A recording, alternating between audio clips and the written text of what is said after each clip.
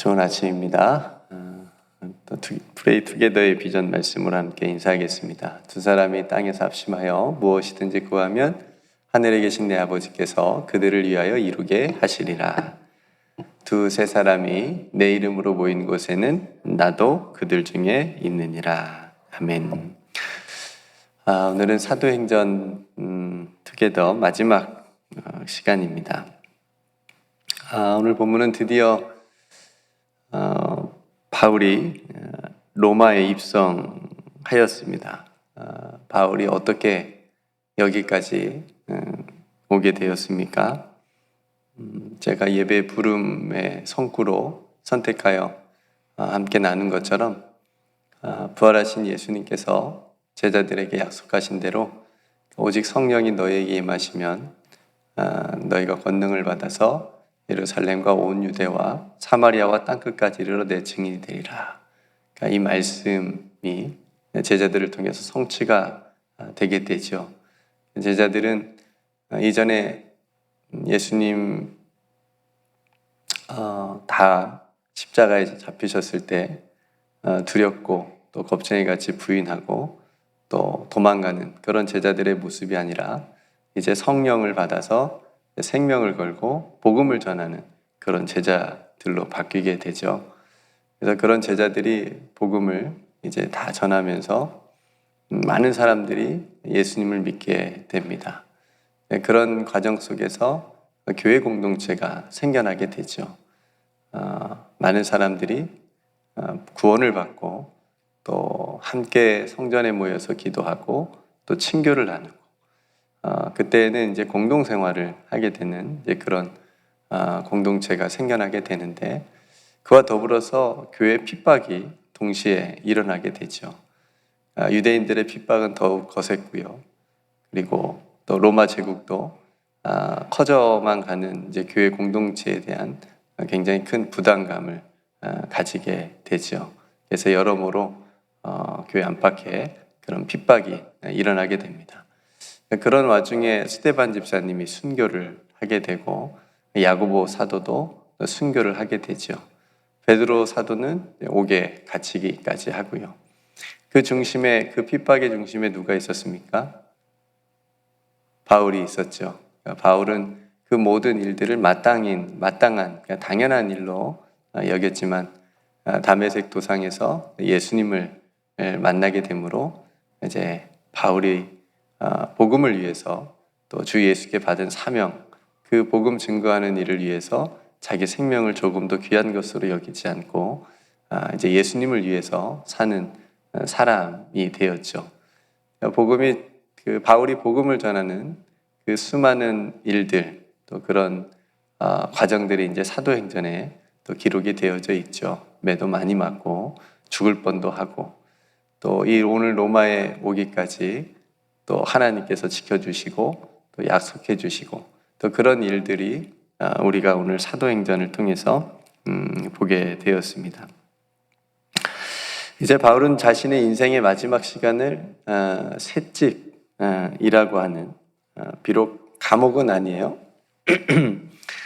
감옥은 아니었지만 가택연금이라고 해서 어느 집에 머물면서 그렇게 이제 재판을 기다리는 이제 그런 모습을 우리에게 보여주고 있습니다. 그래도 사람 만나는 것은 자유로웠지만 쇠사슬에 매였다고 얘기를 하잖아요.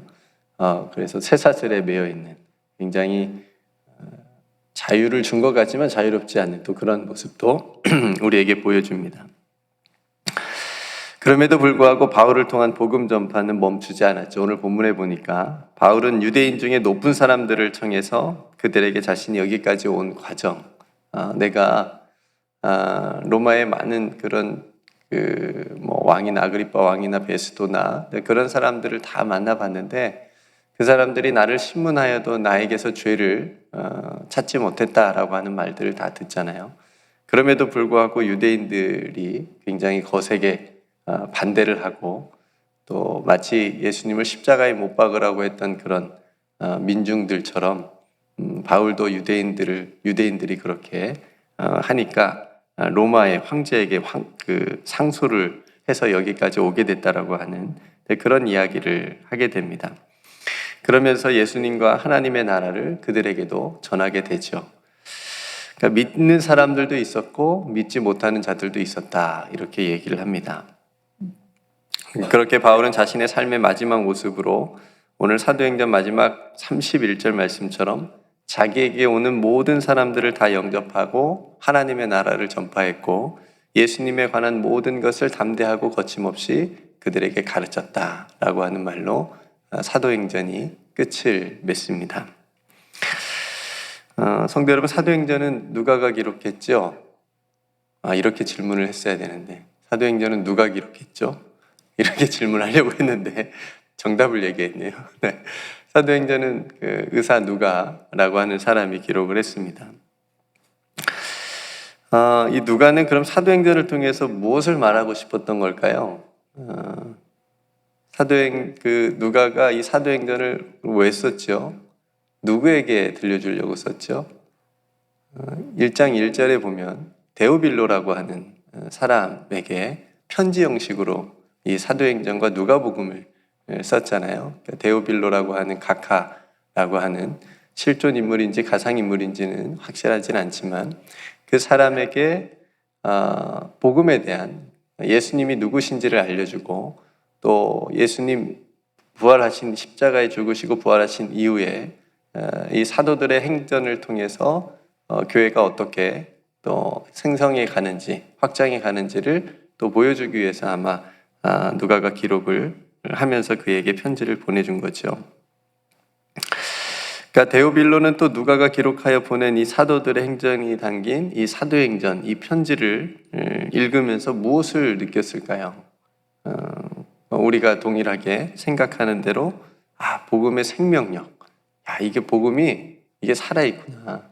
예수님이 십자가에 죽으셨지만 부활하셔서 그 예수님의 능력이, 복음의 능력이 예수님의 제자들에게 전해지고 그 제자들이 전하는 복음을 통해서 교회가 생겨나고 그래서 오늘날까지 여기까지 이렇게 가게 되는 이런 복음의 생명력이 있구나라고 하는 것을 저희들도 느끼고 또 데오빌로도 느끼지 않았을까 싶습니다. 오늘 제가 여러분들하고 이 사도행전 마지막 부분을 나누면서 이 부분을 묵상을 하고 함께 나누고 싶습니다. 로마 제국이라고 하는 거, 그러니까 복음이 전해지는 지금 토대가 로마 제국이라고 하는 그런 배경이 있잖아요. 로마 제국과 오늘 마지막 바울이 머문 셋집입니다. 셋집. 로마 제국과 셋집은 도저히 힘으로는 비교할 수 없는 공간이에요. 그죠? 네.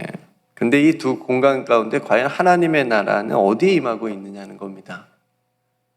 이게 누가가 이 사도행전을 기록하면서 쓰면서 그리고 데오빌로라고 하는 사람에게 전해주면서 주는 중요한 메시지가 아닐까 싶습니다. 그러니까 우리가 제국적인 어떤 힘을 소망하면서 살아가는지 그걸 부러워하면서 살든지 어땠든지 아니면 복음을 통해서 하나님의 나라를 소유하며 이쪽 편을 선택하며 살아가고 있는지 그걸 우리에게 묻는 건 아닐까 싶습니다. 성도 여러분, 사도행전은 그래서 눈에 보이는 최고 권력의 로마 제국, 그 로마 제국보다 그 제국적인 어떤 힘과 그 어떤 권세와 권력보다 십자가에 죽으신 예수님의 생명의 복음이 훨씬 더 강하고 크다는 것을 말해주고 싶은 겁니다. 그래서 그것이 쭉쭉쭉쭉 이어져서 제자들과 또 사도 바울과 또 예수님을 믿는 무명의 그리스도인들을 통해서 여기까지 왔다라고 하는 것을 데오빌로에게 보여주고 싶은 거죠. 데오빌로는 그렇게 생각했겠죠. 힘의 논리로 펼쳐지는 전쟁, 그죠? 로마 제국은 가는 곳마다 승리를 했고 또 여기는 우리 땅이다 그래서 쳐 들어가서 그냥 거기를 침탈을 하는, 그래서 자기들의 속국으로 만들고 노예로 만들고 그러면서 평화를 외치잖아요. 로마의 평화가 강조를 하잖아요. 그런 제국의 평화가 아니라 예수님께서 보여주신 섬김과 희생과 사랑을 통해서 이루어지는 하나님의 나라의 평화를 보여주고 있는 거죠. 이게 사도행전이 우리에게 말해주고 있는, 누가가 말해주고 있고 또 누가가 데오빌로에게 보여주고 싶은 장면이고 메시지라고 하는 겁니다. 그래서 로마 제국이 보여주는 평화는 거짓된 평화였지만 오늘 바울이 전한 이 복음은 복음이 가는 곳마다, 복음이 들어가는 곳마다 생명이 살아나고 구원을 받고 가난한 자와 병든 자들이 삶의 의미를 발견하게 되는 그런 참된 소망과 평화를 보여주고 있다라고 하는 것을 우리 또한 이 사도행전을 묵상하고 보면서 깨닫고 보아야 되겠습니다. 그러니까 성도 여러분, 하나님의 역사는 힘의 논리로 되는 게 아닙니다. 어떤 제국적인 거대한 제국적인 어떤 그런 무리나 그런 것들로 되어지는 나라가 아니라, 그런 역사가 아니라 복음으로 변화된 한 사람, 복음으로 변화되어지고 하나님의 나라를 소망하면서 살아가는 그런 소수를 통하여서 이루어져 간다라고 하는 것을 사도행전이 우리에게 보여주고 있는 겁니다. 이런 메시지들이, 이런 사도행전을 보면서 이런 깨달음들이 우리 안에 이제 있어야 되겠죠. 그래서 하나님께서 그들을 통해서 복음이 땅끝까지 전해지고 모든 사람이 구원받기를 원하시는 그 하나님의 뜻이 오늘 이 사도행전을 통해서 또 우리에게 간접적으로 보여주셨고, 그 결과 이방인이었던 이스라엘이 아닌 우리들도 구원을 받고 복음을 듣고 구원을 받는 그런 은총을 입게 되었다라고 하는 거죠. 성도 여러분, 오늘 바울이 담대하게 거침없이 복음을 전한 그 셋집이 바로 오늘날 교회이지 않겠습니까? 그러니까 교회의 모습입니다. 그 셋집에서 거대한 제국에 맞섰고요, 또 모든 사람에게 하나님의 나라를 전파하고 예수님에 대한 모든 것을 담대하고도 거침없이 가르치는 바울의 모습이 이 땅의 오늘날 교회의 모습이고, 저와 여러분들이 세상에 나가서 보여줘야 되는 그런 모습이어야 하겠습니다. 이제 우리들도 오늘 사도 바울의 모습처럼 하나님의 나라를 전파하고 또 여러분들이 믿고 있는, 여러분 안에 계시는 그 예수님에 대한 복음이 세상에 여러분들의 삶을 통해서, 여러분들의 입술을 통해서 또 전해져지는 그런 삶이 되기를 주님의 이름으로 축복합니다. 오늘 사도행전이 마지막 맞춰지지만 여러분들의 삶으로 복음 행전이 또 계속 이어졌으면 좋겠습니다. 그래서 우리들의 삶을 통해서 하나님의 나라가 또 더욱더 땅끝까지 또 증거되어지는 그런 축복이, 그런 은총이 저와 여러분들의 삶을 통해서 계속되어지기를 주님의 이름으로 축복합니다. 함께 기도하도록 하겠습니다. 은혜로우신 아버지 하나님, 사도행전 투게더의 말씀이 또 오늘까지 이렇게 잘 맞춰지게 해주신 것을 감사합니다. 하나님께서 사도행전을 통해서 우리에게 무엇을 말씀해 주시기를 원하셨는지요? 우리가 사도행전 말씀을 통해서 무엇을 깨닫기를 원하셨는지요? 하나님, 그것이 우리에게 또 잘 깨달아지고 하나님께서 원하시는 것을 우리가 붙잡고 살아갈 수 있도록 인도하여 주옵소서. 무엇보다 오직 성령이 우리에게도 임하게 하여 주셔서 그 성령의 권능으로 우리가 믿고 있는 이 복음, 이 예수 그리스도에 대한 모든 것이 우리의 삶을 통해서도 세상에 담대하고 거침없이 증거되어질 수 있도록 우리를 사용하여 주시옵소서. 아버지 하나님, 이 세상이 로마 제국과 같은 그런 많은 일들이 우리 앞에 펼쳐져 있지만 우리는 그 제국의 힘이나 논리로 살아가지 않게 하여 주시옵시고, 예수님께서 우리에게 보여주신 섬김과 희생과 사랑을 통해서 하나님 이루어지는 하나님의 나라를 보게 하여 주시옵시고 이루어가게 하여 주시옵소서. 아버지 하나님, 사도 바울이 복음을 전했던, 마지막까지 복음을 전했던 그 셋집처럼 하나님, 오늘날 이 땅의 모든 교회들이 담대하게 하나님의 나라를 전파하게 하여 주시옵시고 예수님에 대한 모든 것을 전할 수 있도록 하나님 교회들을 새롭게 하여 주시옵소서. 하나님, 교회가 차별하지 않게 하여 주시옵소서. 모든 사람에게 하나님 동일하게 복음을 전하며 모든 사람이 구원받기를 원하시는 하나님의 뜻이 교회를 통하여 또한 이루어질 수 있도록 축복하여 주옵소서. 아버지 하나님, 오늘 또 사랑하는 성도들이 말씀 안에서 또 복음의 능력으로 살아가기를 소망합니다.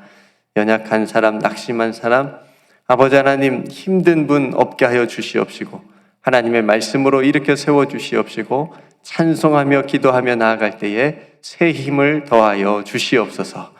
하나님, 오늘 저녁 또 사랑하는 우리 EM 청년들이 또 주님 앞에 나와 함께 기도하며 나아갑니다. 사랑하는 청년들을 하나님께서 붙잡아 주시옵시고 하나님 뜨겁게 만나는 시간 되게 하여 주시옵시며 하나님의 나라의 비전을 품고 나아가는 우리 사랑하는 EM들 다 되게 하여 주시옵소서. 오늘도 우리와 함께 하여 주시고 우리 가운데 거하여 주시옵시는 우리 구주 예수 그리스도의 이름으로 간절히 기도드리옵나이다. 아멘.